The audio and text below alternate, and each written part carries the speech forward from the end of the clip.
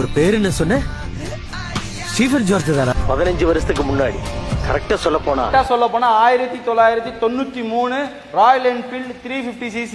Hello மக்களே, நாம அவங்க அஹமத் ஆல்பா 360 இருந்து நம்ம ஆல்பா 360க்கு இன்னைக்கு வந்திருக்க வண்டி ராயல் என்ஃபீல்டு புல்லட் 350. இந்த வண்டியை பொறுத்தவரையும் 1993 ரெஜிஸ்ட்ரேஷன், 2 ஓனர்ல வந்துரும்.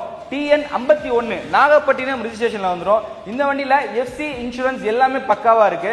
2027 வரையும் கரண்ட்ல இருக்கு. இந்த வண்டியோட அவுட்லுக் பாத்தீங்கன்னா ஒரு பிளாக் கலர்ல கொடுத்திருக்காங்க. இந்த வண்டியோட பெயிண்டிங் வந்து ஒரிஜினல் பெயிண்டிங், தனியா எதுவுமே ஆல்ட்ரேஷன் பண்ணல, கம்பெனியோட ஒரிஜினல் பெயிண்ட். அப்புறம் வந்து இந்த இன்ஜின் கண்டிஷன் வந்து அவ்வளவு நீட்டாவும் அவ்வளவு சூப்பரா மெயின்டைன் பண்ணிருக்காங்க.